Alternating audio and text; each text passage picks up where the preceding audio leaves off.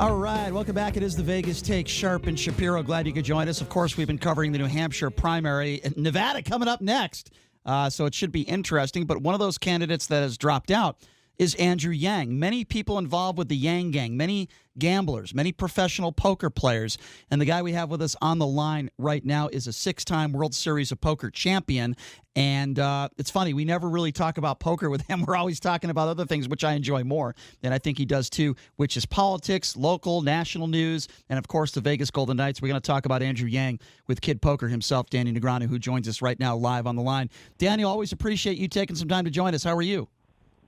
I'm doing fantastic. Always fun to join the show. Appreciate that, Daniel. So let's start with Andrew Yang. Obviously, you've said on this show, and you've been saying for quite some time, as many other professional gamblers have said as well, that they're in support of Andrew Yang. I would imagine your first reaction was of disappointment last night.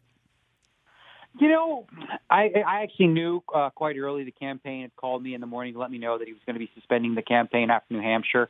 And I really didn't feel an immense disappointment because it seemed pretty clear after Iowa and, the traction that he had or lacked in New Hampshire that the campaign was going to end. I think it was a good opportunity to shift, right? Like he had a great showing. He's going to be an asset in the Democratic Party for quite some time, and setting up potentially, a run in 2024. Name recognition wasn't on his side, and as we know now in politics, the world has changed.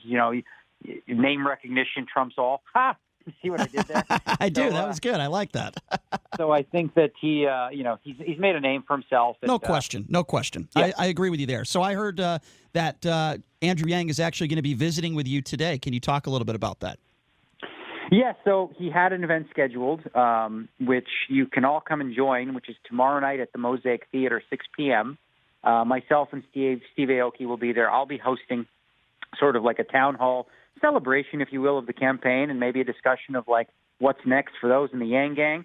And then after that, we're going to play a little bit of poker. It was initially going to be obviously a fundraiser for the campaign, but now, it's obviously, the campaign has been halted. So it's just going to be basically like a fun celebration. I think it's pretty cool of him to honor, the commitments to the events that he said he was going to attend. Because I know a lot of people are really excited and looking forward to meeting him. Where's my buy-in, Daniel? Will you back me in the tournament tomorrow night? Very valid question. Well, obviously it's an Andrew Yang thing, so everybody gets $1,000. I like that. If Andrew Yang was walking around the World Series of Poker, he'd be broke by the time he walked out of there, not because he lost a poker hand, but because he gave everybody money. That would be the problem with that. But if you're just joining us, we're speaking with Daniel Negreanu, talking a little bit about Andrew Yang dropping out last night. Of course, Negreanu, a big supporter of Andrew Yang. So let me ask you this, Daniel, moving forward now, is there anybody up on that stage that you would support? I'm a big Pete Buttigieg guy. I've liked him for quite some time. Is there anybody on that stage right now where you could say, I will absolutely back them when they're up against Donald Trump in the elections later this year? Well, listen, ultimately, whoever it's going to be, I mean, it seems obvious that, you're going to likely support that person, whether you're holding your nose and voting, for them begrudgingly or, that if there's somebody that you actually are inspired by. As of right now, obviously, Yang was my choice. And I don't think there's any sort of a rush. I'm, kind of a wait and see. I'm not overly exuberant or excited about any of the other candidates. I do think that Bloomberg is going to make a push. He is spending a lot of money, and he will be, part of the conversation. Mayor Pete is certainly making a name for himself, as well as Amy Klobuchar. I'll tell you, with her, she sort of has grown on me a little bit. Certainly more so than the beginning. I think. In part because, and this is true of women, men, and all of us, we all have, subtle sexist, tendencies. And, when I first heard her speak, her voice annoyed me. And I thought to myself, well, when I'm like, well, listen, if it was a man, would you ever say that? No. And I'm like, no. So, listen, we're all, imperfect. That's a good point. She seems reasonable. Mayor Pete certainly making a name for himself. But yeah, no, there's nobody at this point that I look at.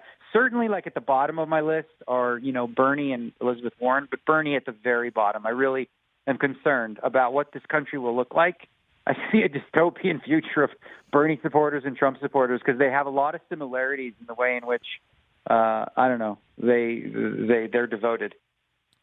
One candidate we've been on the show a couple of times to talk politics, and you never actually mentioned Joe Biden. What are your thoughts on Joe Biden? Do you think that he just doesn't have it all mentally right now, or how do you think he's going to finish? Well, I mean, listen, Joe Biden's a nice guy, right? He's a good old boy. Hey, but listen, look at the fundraising issue. That's a major one. When you look at somebody who's considered a front runner and they can't raise any money, the campaign's on its way out. I just don't see him gaining traction.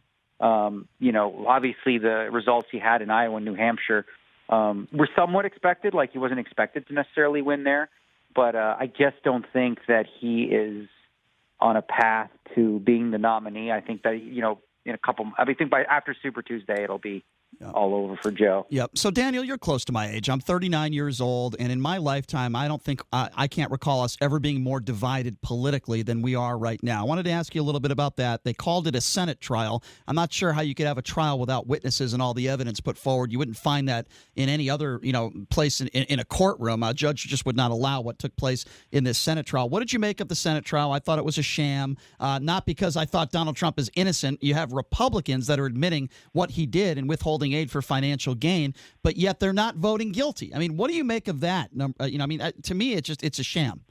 Yeah. So, at this point with the Trump presidency, my first instinct is to actually have a belly laugh, right? Rather than cry, because that's not as fun. Right. I can actually laugh. It's like, okay, so hold on. You want to have a trial. Got it. All right. So no witnesses. Okay, got it. So no evidence either. Right. Okay, cool. So what exactly is he doing here? Oh, and by the way, everyone before the trial has already decided that he's not guilty, and they're not going to vote guilty no matter what comes out. Cool. This seems like an exercise that's worthwhile for the public to watch. It's pretty ridiculous, right? It really is. What it shows, to a certain degree, and I think is true, is that the Republicans are willing to play hard, and they're willing to play a game that the Democrats are not, which makes them a foe that are more difficult to beat. Like, the Republicans are essentially better at politics. Whether it's fair or not, it's just true. You're right. They're smarter. Voter suppression, they know how to do that. Gerrymandering, they're experts at cutting up a map. It's true. Where, 80% of the people could vote Democrat, and somehow the Republicans have more delegates. How the hell did that happen? It's true. Because they cut up the map. So unless Democrats are willing to get into the mud a little bit and get dirty and fight fire with fire, they're just at a huge disadvantage. It would be like me and you playing poker, right? But you actually cheating, right? And I know it, and I still play, hoping that I can overcome it, but I'm not willing to cheat myself. It's unfortunate. It's a tough hill to climb. Speaking of poker, are you going to challenge Andrew Yang to a one-on-one heads-up match at home?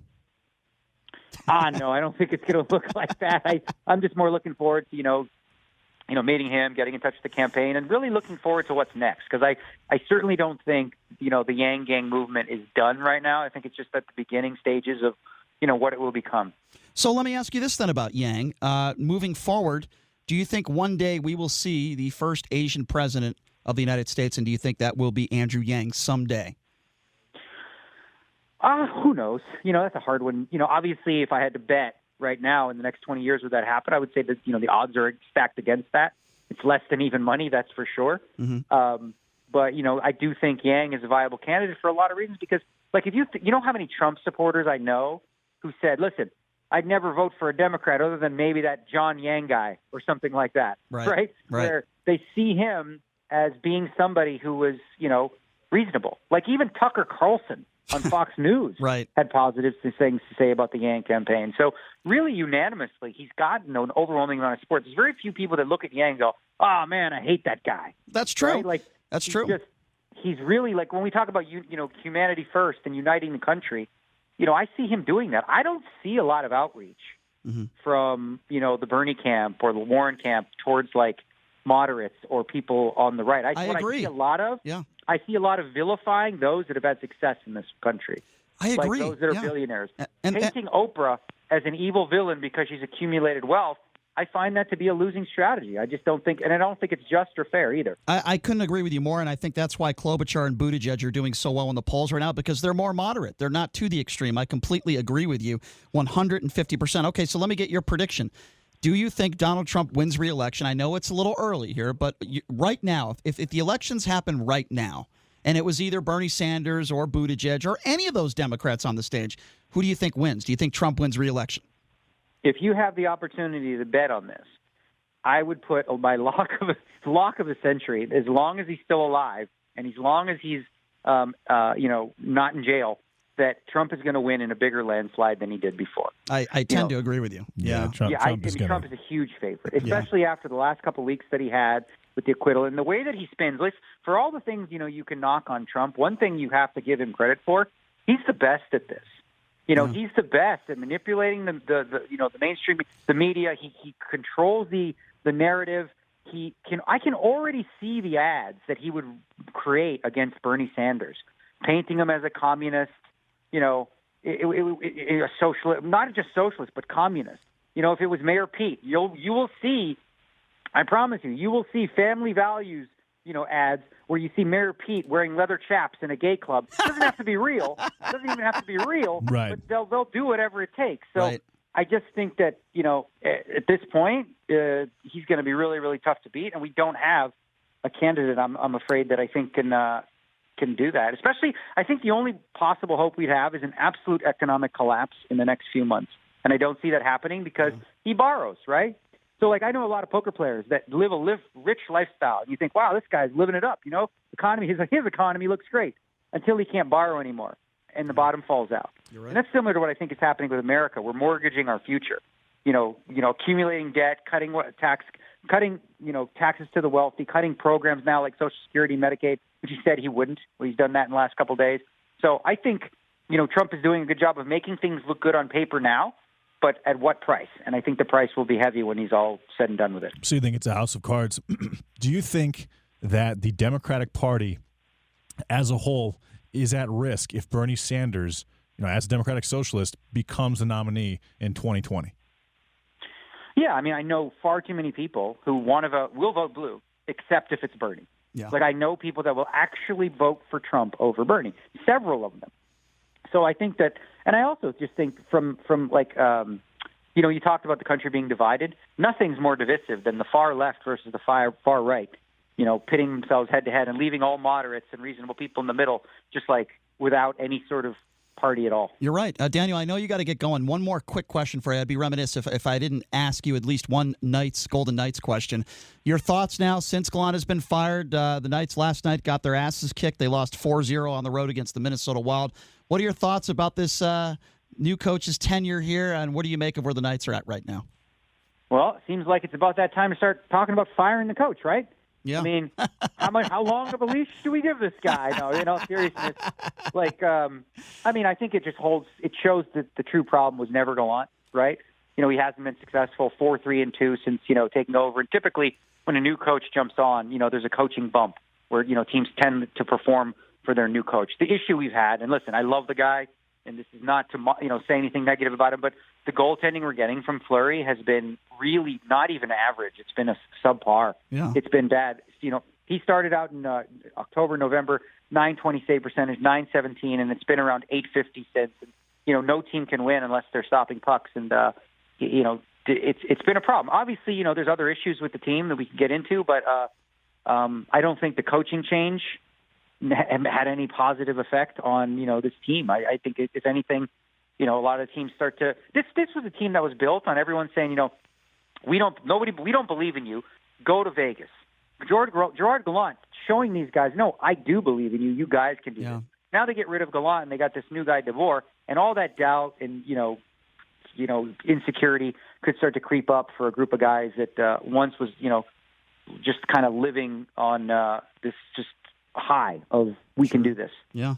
Hard for me to disagree with you really on anything when it comes to the Golden Knights or politics. I don't know if I like that or not. But anyway, Daniel, I always do appreciate it when you take some time to join us. You are always so generous with your time with us. Appreciate it. And we will see you. I'll be at the Knights game Saturday, actually, against the Islanders. If I see you out there, I'll say hello. Thank you again, Daniel, for your time. We really appreciate it. And have fun with Andrew Yang. All right, guys. Have a good one. All right, take thanks, care. Daniel. That is Real Kid Poker, Daniel Negreanu joining us. I love that guy. He is so smart when it comes to anything. It could be politics. It could be poker. He's a world-class poker player. He's obviously extremely intelligent, and he is probably one of the most knowledgeable hockey people I know.